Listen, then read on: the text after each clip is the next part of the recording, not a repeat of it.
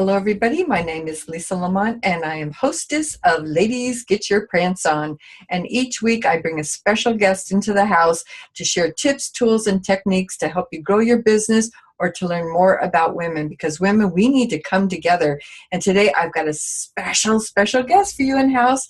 She comes from Las Vegas, Nevada, and I'm sure we're going to be able to talk about that recent incident that happened in there, because her and I talked about that. Her name is Ms. Camay McClure, and welcome, Ms. Camay.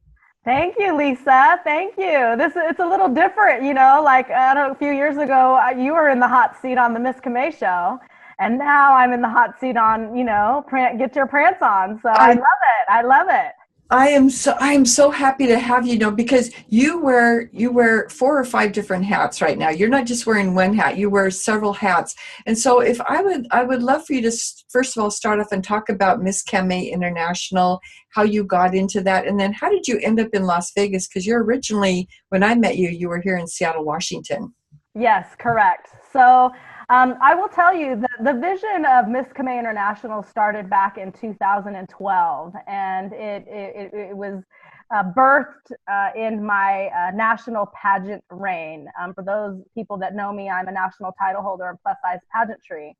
And when I got into pageantry and competed, I initially competed on the state level and then competed on the national level and won a national crown. And yeah. And so I had a vision to inspire women and encourage women on a global scale. I realized the power of the crown and the power of being a title holder. And so that's where Miss Camay International was born back then.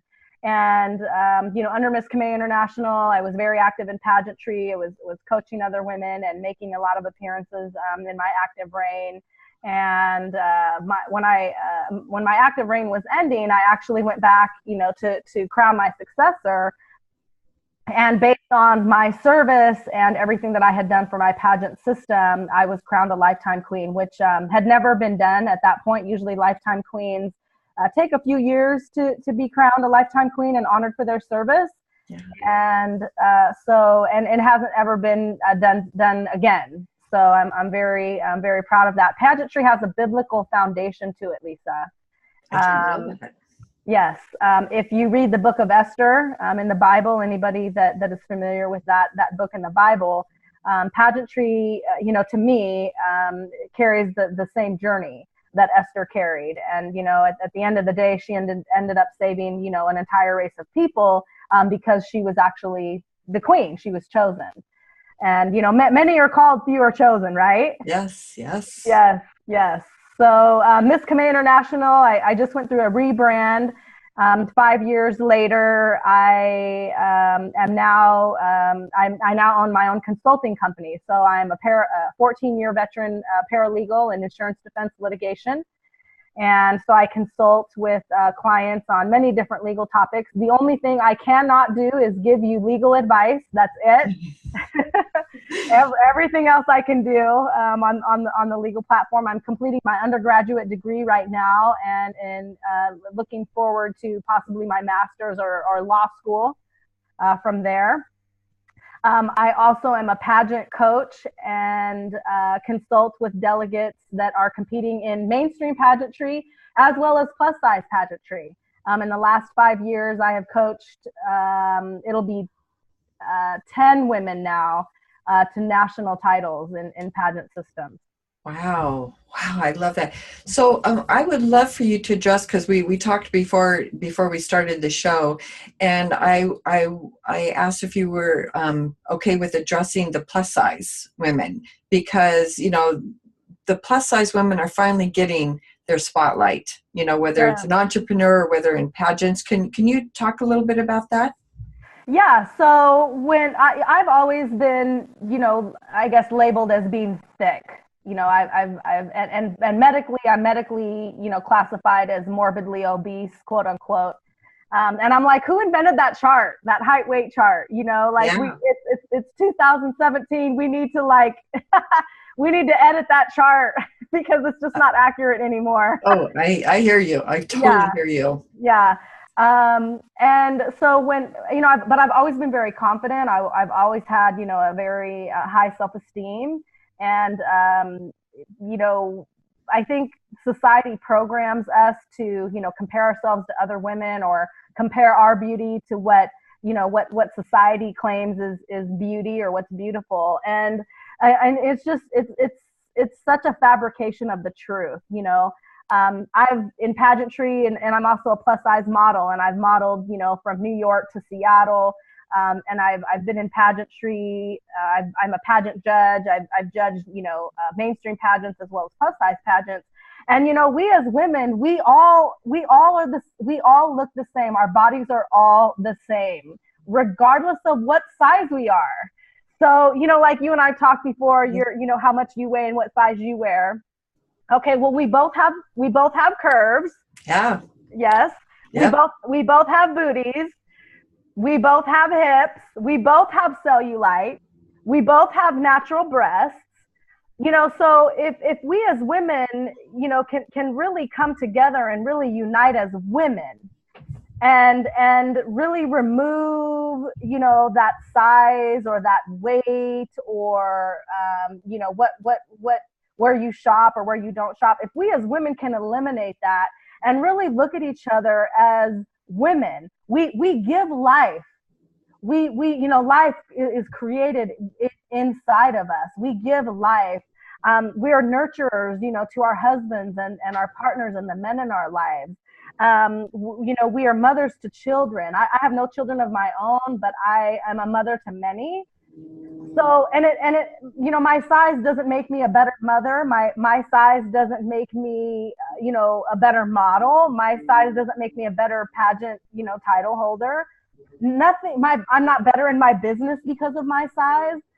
I'm better in the things that I do because I'm better in the things that I do.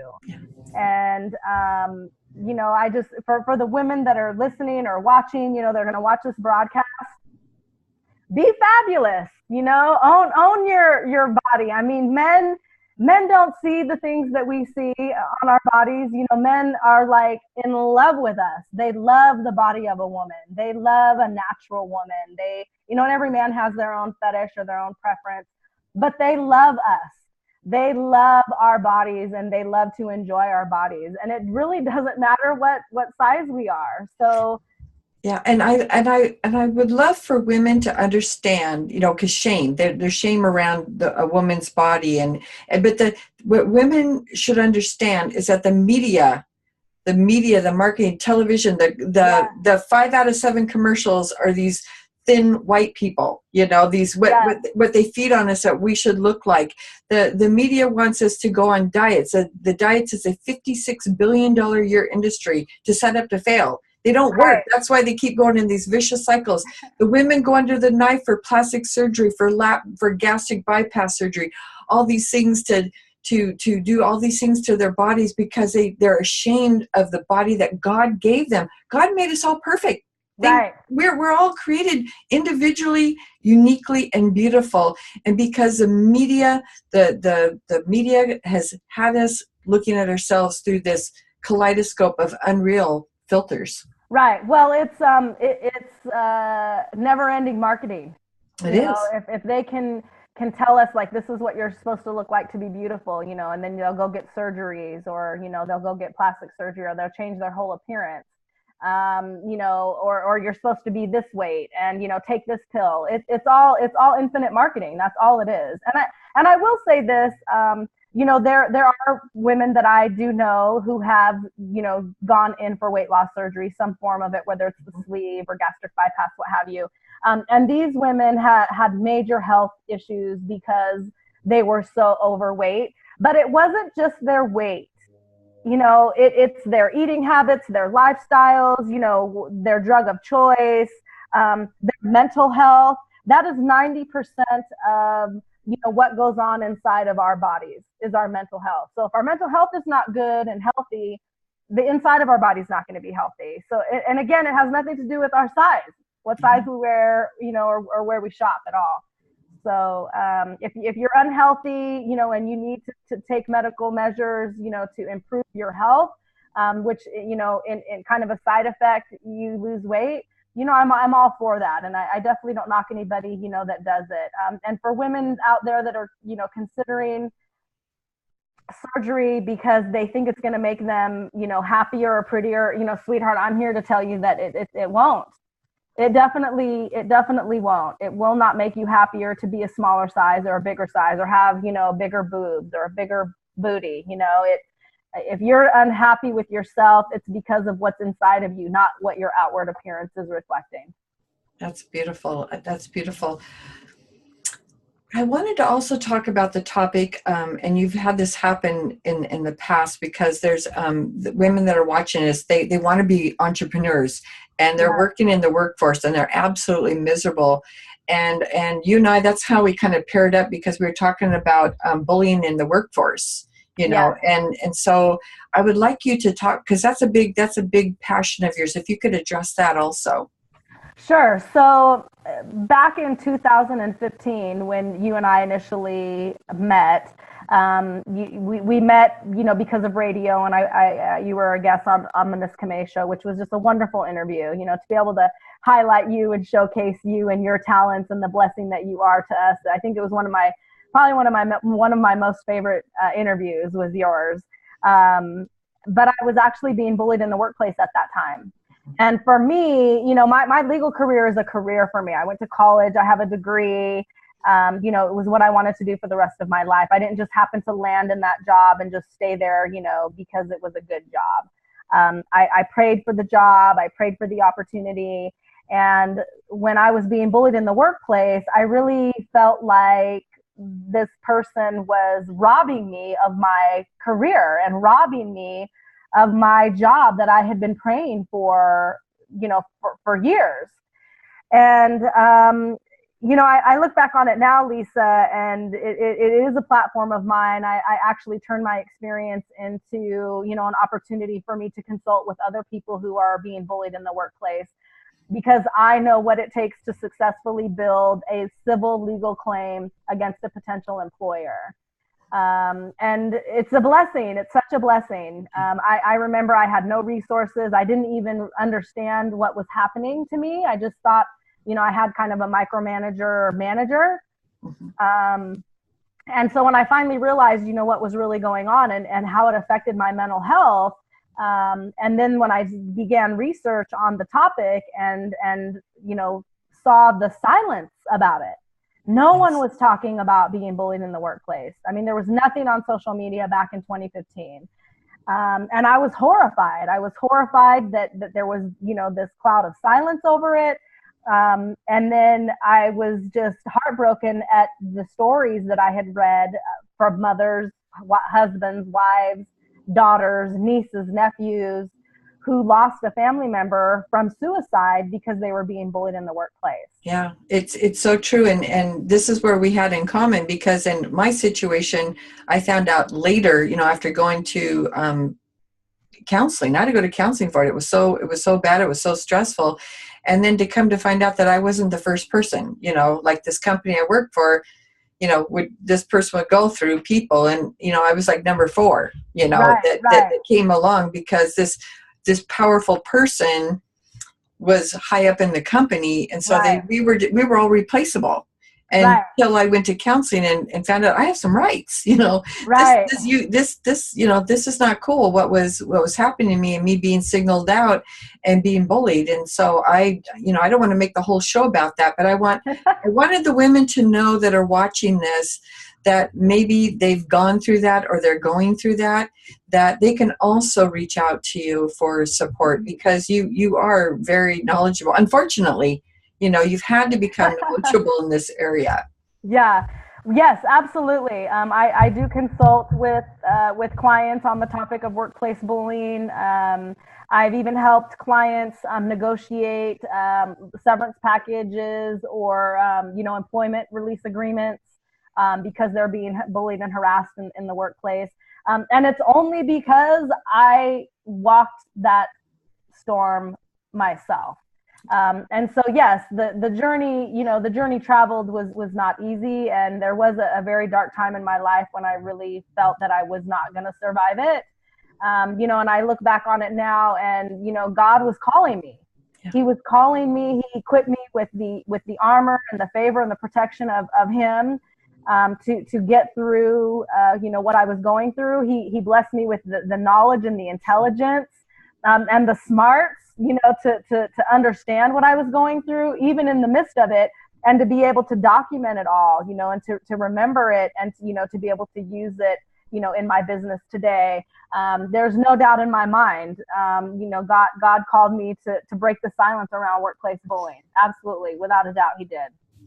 And you're also being called now to help women entrepreneurs, because you have in your trade, you're able to help people. Can you share with some of the people, for example, a lot of the entrepreneurs are looking for trademarks and things like that. Are you able to help women entrepreneurs with that?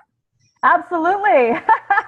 Absolutely. Yes. All of that stuff, trademarks, copyrights, 501c3s, setting up business structures. I've done all of that as well for clients here in the Las Vegas area. It's all that formal, government, federal, documents that people, they don't understand. They don't understand the terminology or the verbiage that's used. And my 14 years of experience is, it's blessing me today for sure. But yes, any business consulting, I'm also well-versed in marketing and advertising. My staff and I, we have successfully marketed my anthology book launch back in 2015. We're getting ready to market my next anthology that I compiled with the president of the National Workplace Bullying Coalition. We are launching an anthology to help people who are being bullied in the workplace. So I've got business marketing and advertising experience that I consult with clients about as well.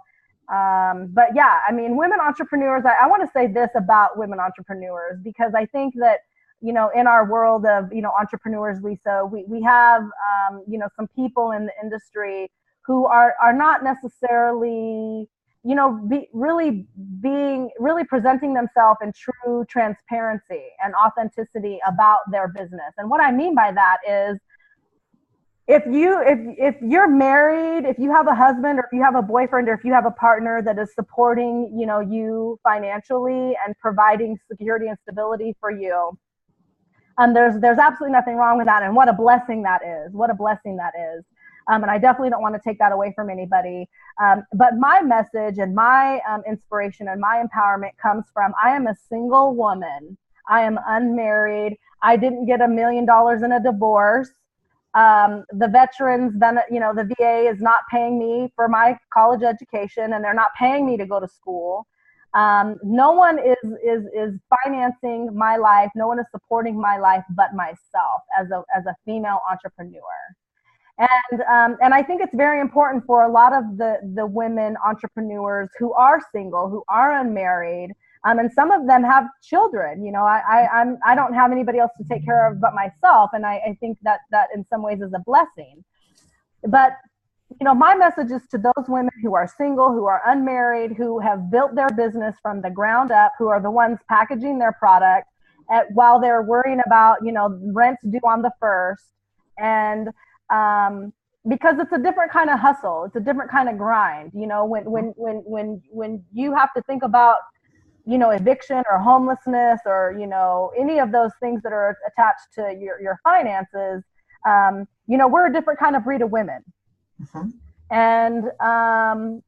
And again, I'm not trying to take anything away from anybody, but my message and my experience and my when someone consults with me, that's the kind of consulting that they're getting. They're getting the real, raw, transparent, authentic. This is me. This is what I've done. This is what has worked for me. And I'm not, trying to portray that I'm, building a business when I have a husband or a boyfriend who is, completely taking care of all financial responsibility. Okay, so let me go ahead and jump in, because what Miss Camay is saying, and because remember I have insight here. It's these, they're not all, but there are many six-figure coaches that stand in front of Mercedes-Benz, or they're over in Paris, or they're over in Hawaii, and they're saying, look at me, I'm traveling, I only work 3 days a week, and I make $10,000 a month doing nothing. Right. These are the people that typically have the wealthy support, or they've got the big divorce settlement, whatever it is, that the only way you're going to make six figures is to work your ass off. That's right. It's getting up every day knowing that you're unemployed and that you've got to go out and you've got to hustle and you've got to do work. And it's being strategic. There is no cookie cutter program out there that you can follow a formula going, oh, I'm going to have a free webinar. 100 people sign up for their free webinar. I'm going to convert 10 people over and they're going to pay me $5,000 each. That's over with. That gambit did run for a while and it was successful. Right. But women, we're savvy now. We're savvy. Yeah. Well, anybody can create a business plan. Any smart, intelligent woman doesn't require a college degree, for a woman to write a business plan for her business. Yeah. That's programming. and those entrepreneurs that are selling, these structured business plans for, $1,000, $2,000, $3,000, I've seen them up to $5,000 before. I kind of snicker at it because, I say to myself, I pay you $5,000 for, these worksheets or these videos. Well, that's not tailored to my business. Nope. That's not tailored to what I'm doing. It kind of goes, I kind of equate it, Lisa, to women in pageantry who are competing. Every single woman is different. And when I coach a delegate in pageantry, I don't have, a worksheets or videos that I send to them, because that certain video may work for one delegate, but it may be completely, useless to the next delegate. So my services are top shelf services. They are structured to fit, my client and what it is they're doing, because everyone is different. So, if there is anyone watching, this interview, you have to really ask yourself, if I give this woman $2,000, is she really coaching me and my business, or is she coaching her business to me? Mm-hmm. And if you're coaching with someone who's sending you, these blanket slides or these blanket videos, and now there are some topics where you can utilize, pre-recorded content. But if you're coaching with somebody that is not coaching with you one-on-one and really building, a plan for you, whether it's business, legal, pageant competition, you really have to ask yourself, what are you paying her for? Because how she's going to coach someone or how she's going to consult with someone, isn't necessarily going to be the best for you. Yeah. And because I've been in business for 7 years and I've seen a lot of this. Matter of fact, my clients now that come to me, I tell them, let's take what you got from these coaches. Like, don't throw it all away. Let's take, because there's valuable stuff in everything. But yeah, I'm telling you, you could go into Pinterest and type in marketing of tools, and a bazillion articles are going to come up in Pinterest of how to create videos, how to do Instagram, how to do YouTube. Everything is there free that a lot of these other people give them. I say, you've got so many free resources, right, that you can have.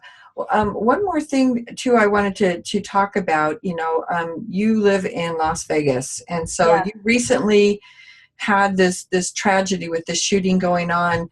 And I asked if you were comfortable sharing about your experience with that.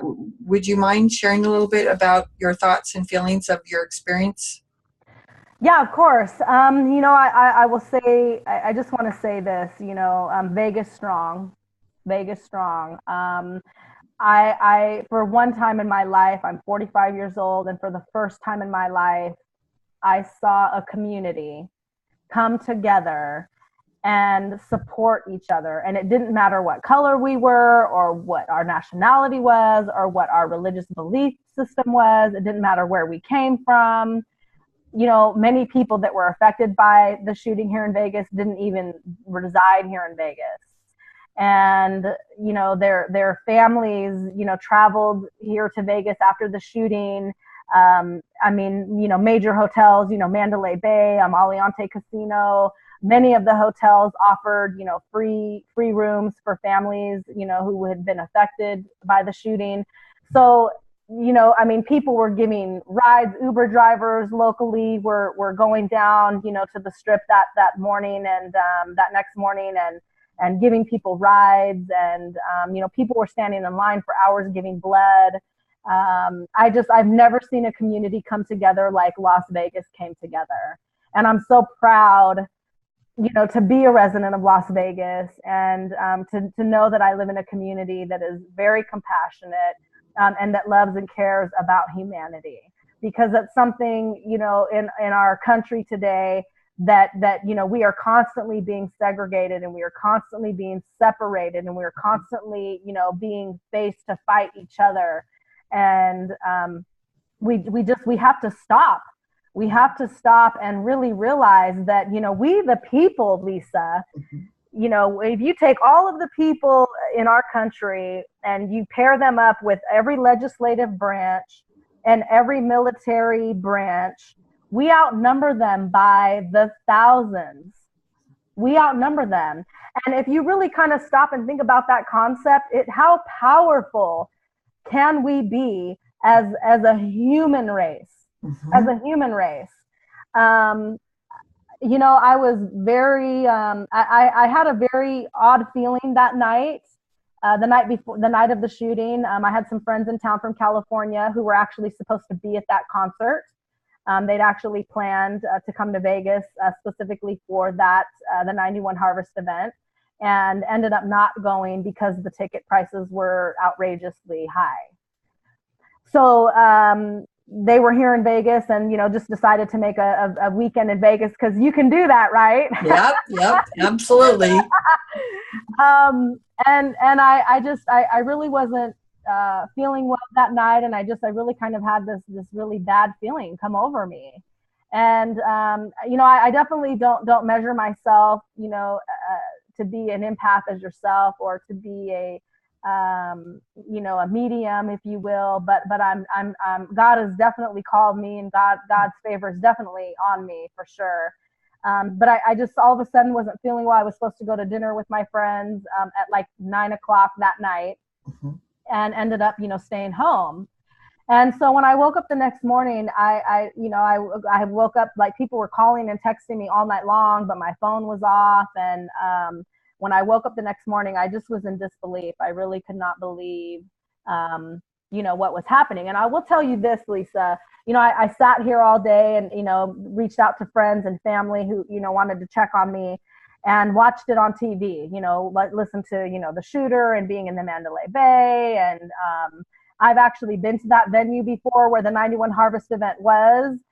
So I could mentally, identify with the location and, where the hotel was, in adjacent to the location. But what really moved me was when some friends of mine and I went down to the Las Vegas sign where they had placed all of the crosses for the 58 people who lost their life in the shooting. And they had the crosses, and it was kind of like in an S shape, along down by the sign where the Las Vegas sign is at, and it's right down the street from the Mandalay Bay, which was just amazing, just the correlation to all of the geographics of it all.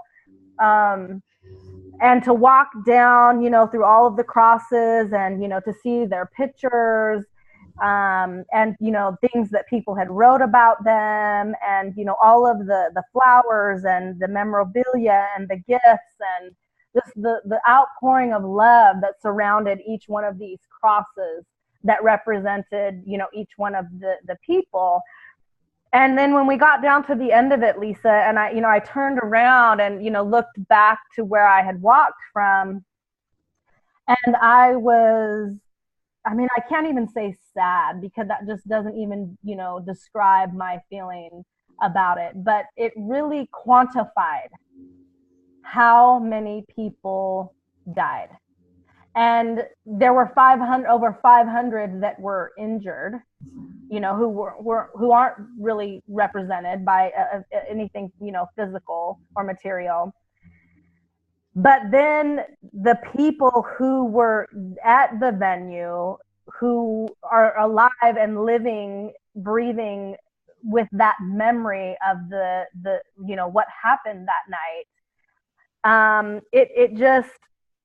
it's such a tragedy. The lives that have been affected, by this. And I personally, I'll go on the record. This is the first time I've ever said it publicly. But I definitely do not believe what authorities are telling us about the incident. I definitely don't believe what they're telling us about the shooter. I don't believe what they're telling us about, the hotel and how things happened at the hotel. I don't believe it. I don't believe what they're telling us. And people ask me, why don't you believe it? And so I'll say this. The people, Las Vegas is a major tourist attraction. It's probably one of the most popular tourist attractions around the world, Las Vegas is. And if the residents of Las Vegas and people who are coming to Las Vegas to visit the city had any concern that, any concern for their safety or any concern that there could potentially be another shooting, or that maybe the shooter is still at large, maybe there were multiple shooters and they don't, really know. No one would be coming to Vegas. Tourism would completely shut down. Mm-hmm. And the residents in Las Vegas would be leaving. We would be fleeing the city. And so, the government and authorities, they have to be very strategic and very calculated in what they tell us as the people, because remember, we have all the power. We do, we the people. Yep. So they have to be very careful and very strategic in what they tell us to maintain order. Yes. Yes. It's true. It's true. Yes, yeah. And so, that's all I'll say about it. But, for anybody that's coming to Las Vegas, they are actually moving the crosses, I believe, to the museum here, I think, to preserve, the lives that were lost that day. It is an amazing experience.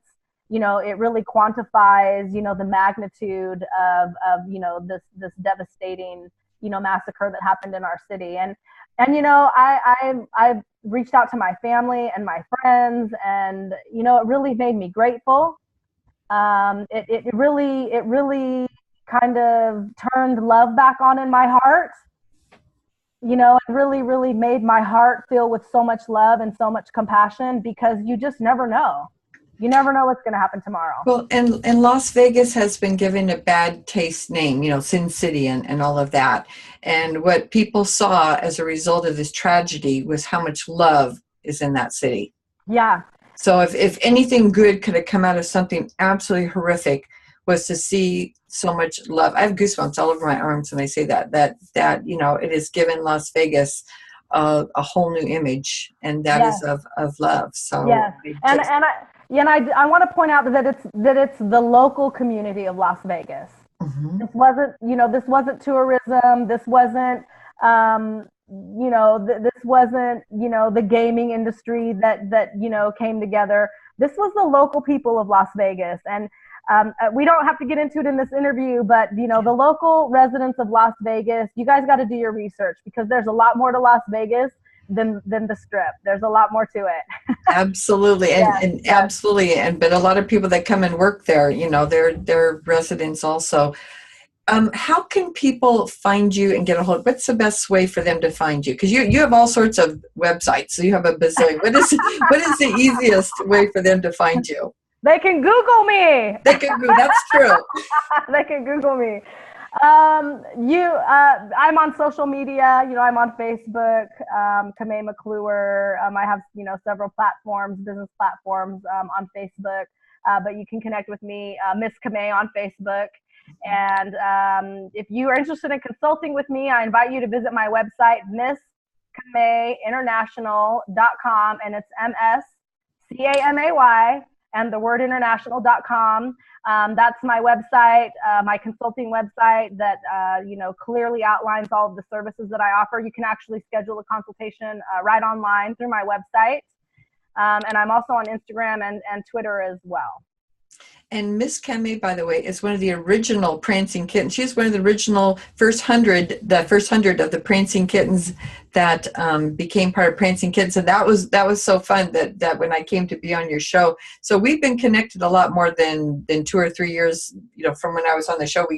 But we didn't meet in person until then, because you were one of the original Prancing Kittens. So I am so happy that you were able to take time out of your day and come prance with us today, and I will attach your contact information to the show. So thank you so much for coming on. I would love to have you back, because I think we need to keep talking about women and the topics that aren't really talked about. Yeah, absolutely. I just want to say for anybody that's watching this that does not know who Lisa Lamont is, you have been just an enormous blessing to my life.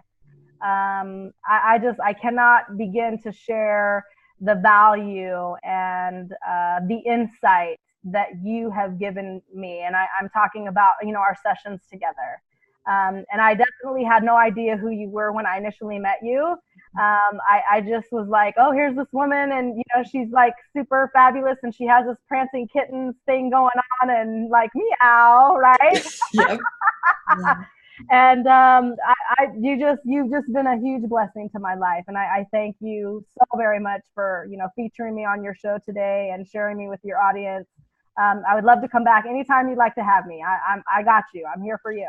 Okay, so you all heard that. You heard that. We're gonna have her back in the first of the year, so we can kick off the first year with her positive energy. So thank you, everybody, and we will be back next week. Have a wonderful day. Bye-bye.